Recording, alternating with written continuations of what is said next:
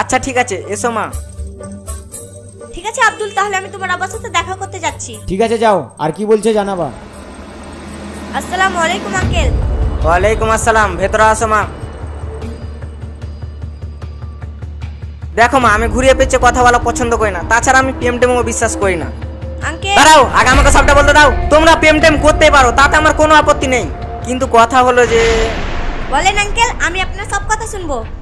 আব্দুলের বিয়েতে মেয়ে পক্ষ 20 লক্ষ টাকা দিব বলেছে। এখন তোমরা যদি 30 লক্ষ টাকা দাও তাহলে এই বিয়েটা বন্ধ হবে। ছি আঙ্কেল ছি, আপনি এমনটা বলবেন আপনার থেকে আশা করিনি। হ্যাঁ আমি ফালতু কথা শোনার সময় নেই আমার, বুঝলে? দরজাটা ওইদিকে যেতে পারো।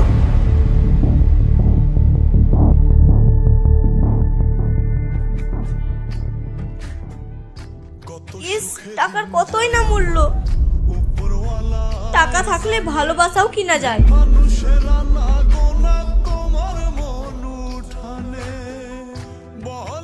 হ্যালো আব্দুল, তোমার আবার 30 লক্ষ টাকা চাইছে, তাহলেই আমাদের বিয়েটা দিবে। হ্যাঁ, তোমার বাবা মাকে বলে এই টাকা ম্যানেজ করো, অবশ্যই আমাদের বিয়েটা হবে।